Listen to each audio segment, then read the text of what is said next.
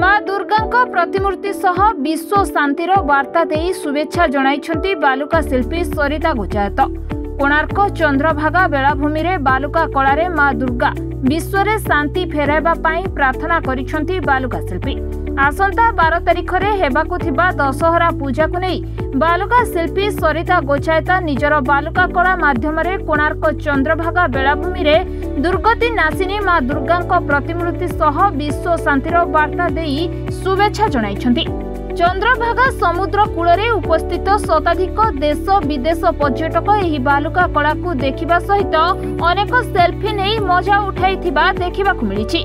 तेबे कोणार्क बेलाभूमि रे बालुका कला माध्यम रे विभिन्न सचेतनता वार्ता देथाउ एवं कला संस्कृति ऐतिह्य को बालुका कला माध्यम रे आगकु नेबा पई प्रयास करुथिबा कहिसंती बालुका शिल्पी। मो बालुका शिल्पी सरिता गोचायत। कोणार्क बेलाभूमि रे बालुका कला माध्यम रे सब बेले मु प्रयास करे कि आमे समाज को नुआ नुआ वार्ता दबा सचेतनतार वार्ता दबा एवं कला संस्कृति आमर ऐतिह्य को केमिति आगु को नबा सेति पई मु मध्य प्रयास करे। आज कोणार्क बेलाभूमि रे दुर्गा पूजा अवसर रे आपण माना समस्त को शुभेच्छा एवं शुभकामना जणाउची। आउ आमे दुर्गा पूजा अवसर रे वर्ल्ड पीस ऊपर आमे मध्य आज ऐड करिछु।